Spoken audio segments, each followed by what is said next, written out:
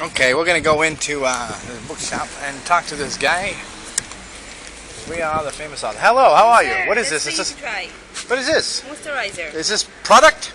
Yes. Oh, excellent. Thank you for something for your skin? Yes. Actually, what I'm using for my skin, avocado and coconut mix. Okay. Coconut herbal. I go in the backyard and I dig up some roots and I kind of grind them up. You know what I mean? I just kind of put it on there and then eventually, scrape it off sometime during the late evening. Yes.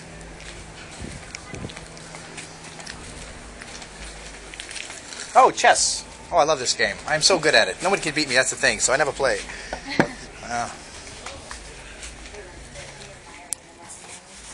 Warwick's, the famous Warwick's. Boy, I've come all the way from LaGuardia. I just flew in from New York to be here. I love this place. Well, I looked it up online and I was looking all around, with the Google. In Google Satellite, you could just come right in the store and look in there and browse around. Yeah, they got like some drones or something. I don't know how they did it.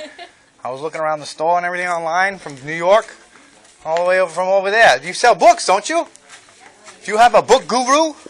I'm an author. I thought I might do a signing while I'm here. I'm only here for a week. MartyKlein. I'm an author. But you have the book section over here? Yes, yeah, I'm here. Oh, excellent. Oh, wow, you have so much here. You have so much in Warwick's. Thank you. Warwick's is excellent. I just flew in from LaGuardia. MartyKlein. Author, doing research for my new book. Have you heard of me? I have not. Oh, okay, yeah. Our last book, His Porn, Her Pain. This book's going to be Her Porn, His Fucking Nightmare. What do you think? All right. Yeah, we're just, I'm a therapist, actually licensed doctor. I got my doctor. I don't look like it. You know what I mean? But I'm smart. I'm real smart. I'm a book smart. I'm dedicated, and I'm also very obstinate and persistent. Persistence is the key. Especially when you're dealing with mental illness and or some sort of addiction. You know what I mean? Of course. And addiction is the worst. And it comes in so many forms. And so as a therapist, I deal with mainly strictly the sex addicts. And this new book's coming out. I think it's going to help a lot of people. The last book's it was trending above Trump even. It was trending right there. I was trending. My book was trending, but it's still for sale. It's on Amazon. But it's about time I write a new one. So we're doing research. You got to do the research first. That's the first thing you do. You go out on the street. You fly around the country, maybe the world, and you talk to people. You go to Warwick's, other places. You make yourself known. You talk to people and you see what they say. And then and you kind of take it from there. What is this here? What is this phallic thing? It's very phallic. Look at this phallicness.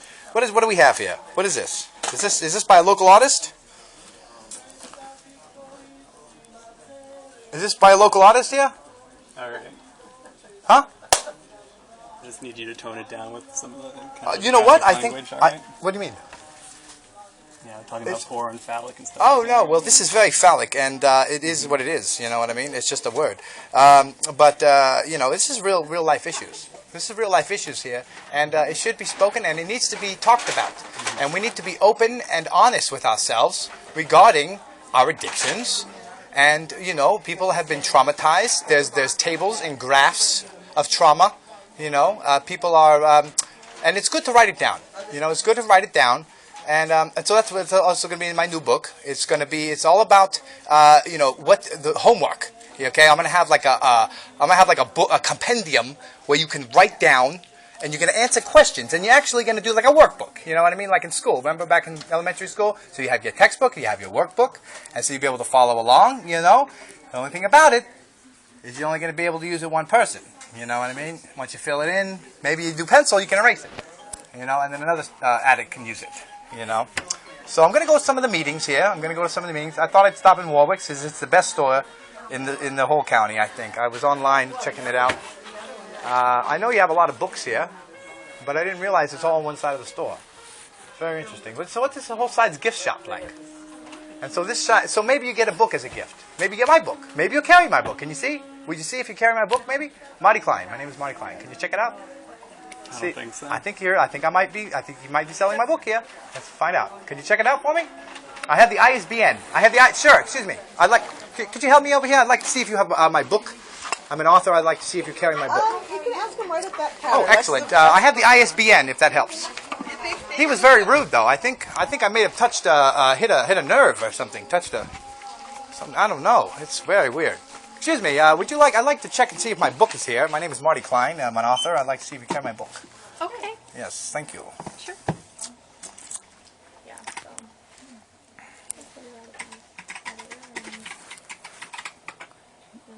We'll see. I'm still. I haven't decided. I'll know the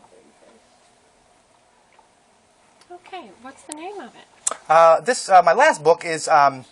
Well, I have a couple. I mean, there's a few. I'd like to see if Her Porn, His Pain is here. No. No, it's called His Pain, Her Porn, actually. But my new book, I was just testing, is going to be maybe Her Porn, His Fucking Nightmare. What do you think? No, the editors would never go for that. The publishers would never publish it. You guys would never carry it. Did you carry my book, though?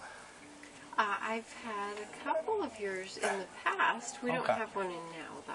I see. Well, you know what? I flew in from New York, and we just came in from LaGuardia. You know, I've only been here a week, and just kind of tooling around. I seen Warwick's online. You know, I kind of took an online tour of it. I was here, but I didn't realize all the books were on one side of the store. You know, you don't realize that. You think it's more advertised like a bookstore, like you're more like selling books, and maybe the gifts. Is this a different store over here? No, we're all one store. Yeah. So it's like a gift shop / book shop. Maybe buy a book as a gift. The office supply is big for us also. Office supply, interesting. It's not just gift shop. I see. So maybe you buy some office supplies as a gift. You could. Right. Sure. Right. That would be a nice gift for me. You know, paper. I use a lot of it. I write a lot of words. You know, and they don't use maybe 90% of it. They just cut it right out. You know, but I write a lot. That's the thing. You know, so if you write like 200 million words, you know, and then 20,000 might get published or something. You know, like 1% of my stuff is getting published, but it's excellent. Is that excellent? It's that 1%. That, I mean, you guys have carried it. I must be doing something right. I'm a doctor. You know, I don't look like it, maybe not seem like it. But I'm from New York, you know. I mean, you guys are Californians. I'm over here checking out California. It's beautiful weather. You know, I just missed the rain. You guys. So I'm happy about that. So you're not carrying the book. You carried it? You sold out? Well, a lot of times we just have to keep certain titles for special order just because we're pressed for space. Well, I'm very special. Yes, I agree. So you're pressed for space, but okay, so what happened? You didn't sell the book, so you threw it in the trash? No. What happened to it? Did you take it home with you? Did you read it? No. Okay. What happened to it? Do you remember?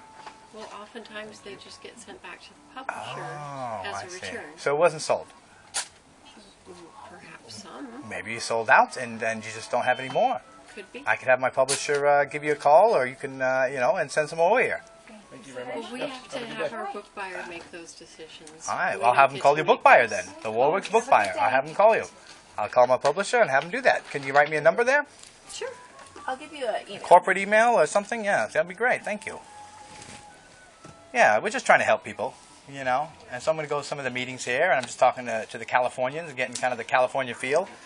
Okay, so that's Adrienne. Oh, She's cool. our book buyer. All right. Well, I'll have my people contact Adrienne and make sure that my books are here, because I really believe in it, and I spent a lot of time writing it. Like I said, like 200 billion words, you know, and then maybe get 25,000 published. You know, if I'm lucky. And then I got to write another 200 billion. You know, but the research is really where it's at. You know, to write all those billions of words, you know, you have to do the research. And so that's what I'm doing right now. We're just doing research, and Warwick's was number one on my list. Excellent. Glad you came to see us.